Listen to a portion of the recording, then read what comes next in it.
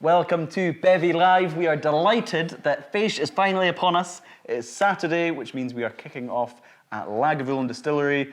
We're in the Mackie tasting lounge at the moment. I'm a little nervous. As you know, this is my first ever festival, and it's the first day of the festival, so we snuck away. It's a great atmosphere already, I've got to say. Starting with Lagavulin's a bit intimidating, but I can't wait to try. This is going to be a bourbon cask strength 10-year-old. So we'll give this a go. Yeah, Lagavulin's was a big smoky dram. This year's one is, even bigger and even smokier. Well, let's see. So, yeah, let's go taste ourselves. Let's get it done. Here we go.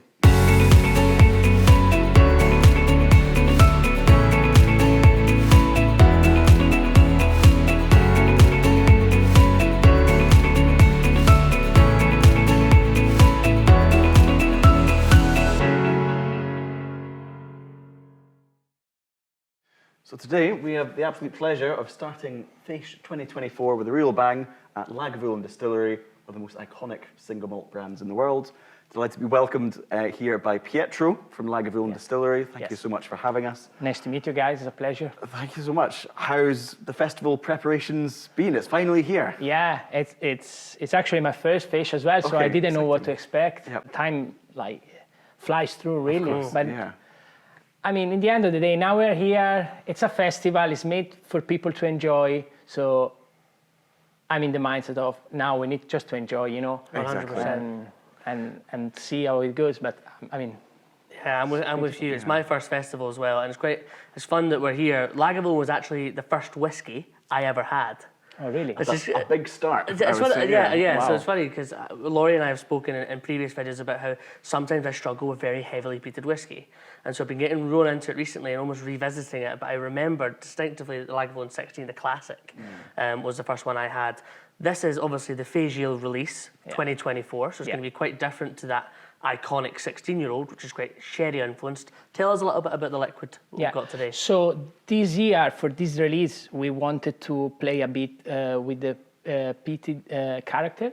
So we went for a release that is a bit younger, but plays on the heavy peated character, as I said, the heavy smokiness, and is a first, we used some special spirit at higher phenols that we usually the ppm level is yeah, exactly. And also we used some first fill hogshead barrels. Bourbon cask. So it's slightly different. It plays on this the intense smokiness, but also what Lagavulin is. So and it's a bit younger, so the peat is going to be there a little bit more. It's cask strength as well, 56.7%. 56.7. So it's a real treat for Lagavulin fans to try that really old school interpretation of Lagavulin. I imagine people who love, people who I know who love Lagavulin love it because it's raw and rugged and intense. And it's not an easygoing dram. I'm so a big all of that. fan of peated whiskey. So to me, having that extra intensity is, I mean, I think it's amazing. You've moved from Italy I moved to from here. Italy. So it's, I mean, what brought you to Islay, actually? That's probably a good... I moved to UK. I was working in the brewing industry, and then I wanted a bit of a change after many years, and obviously I was always looking closely to whiskey, and especially being a fan of peated whiskey, to Islay. And I had this opportunity, and I mean, Lagavulin call, how can you say no, right? I totally get it. And it's a beautiful place to live. People are so nice, so welcoming.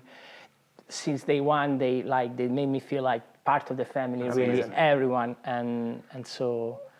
That's so exciting. It's such if I would have said to myself 5 years ago, you're gonna be the Lagavulin Distillery manager, I'm gonna say, oh come on, that's dream. I'm here now, and it's been amazing. It's amazing because whiskey is so popular in Italy as well. A lot of people forget about it's going back to the 60s and the 70s, all these amazing importers. But generally in Italy, it's kind of a very light, subtle style of spirit.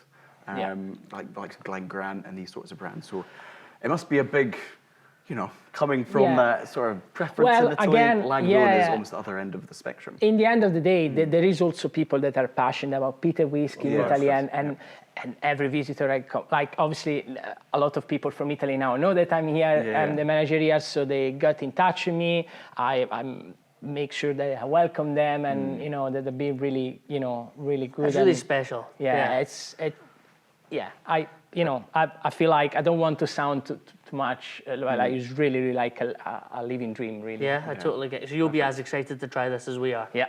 Let's get it done. Absolutely. It is always such a pleasure to try. Obviously, any Fèis release is limited, and often it's a collectible. And it gets 1,800 bottles, all numbered and signed by the manager. So definitely something to. That's amazing.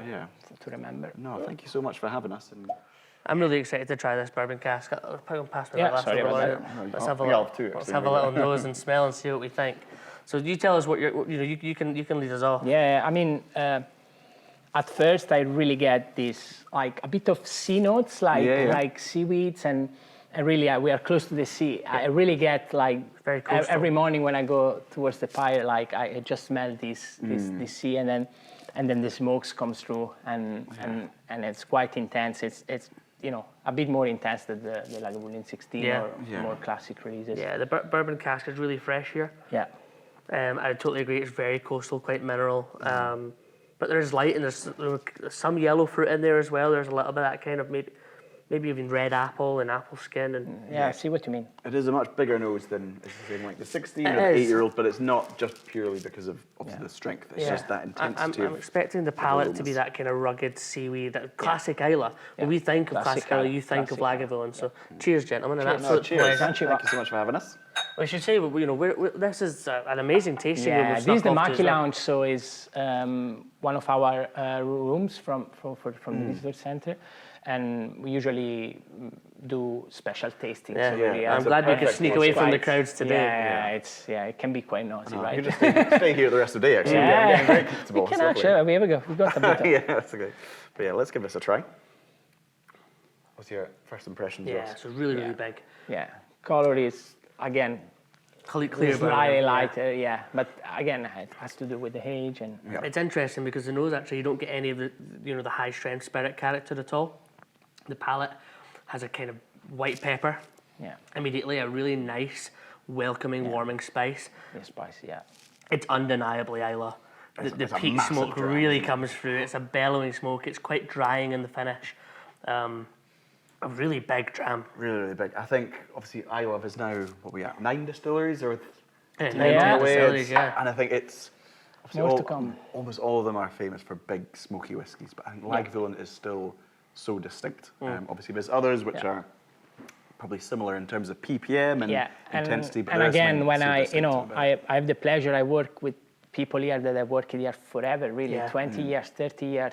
15 years, and it's nice to it's really representative to them as well. The way they it represents them as well. I don't know how to explain it, but the spirits has something of the people of the characters and the talent you have here at the distillery really is as consistent as the product, I suppose. I'd say it's made in Islay and made of Islay. Or something like that. It's what I would say is if you're a Lagavulin drinker, even if it is traditionally the 16, this is maybe more similar to something like the 8-year-old, which is bought at 48% in terms of the bourbon style, so it's not quite as heavy and rich. But actually, I think if you like Lagavulin, you're going to love this release. It's a huge jam, and it's a real, for me, it's a whiskey that you have to take your time with. Yeah. You get some whiskies, particularly your Speyside malts, that you can just, obviously in moderation, but you just sort of chug them back without thinking about it too much. But this sort of demands your attention. It's a real intense experience. I would, again, time, is a huge factor, especially with Lagavulin. What an absolute pleasure to try it. As I say, I'm really surprised I haven't revisited. And for somebody who doesn't really like smoke, I mean, this is huge. I think if you gave me this 6 months ago, but this is my first Fèis Ìle as well, I really didn't know what to anticipate in terms of trying Lagavulins. Because it have always been quite challenging to me, but I absolutely love this. I think that fresh coastal part of the whiskey is what appeals to me.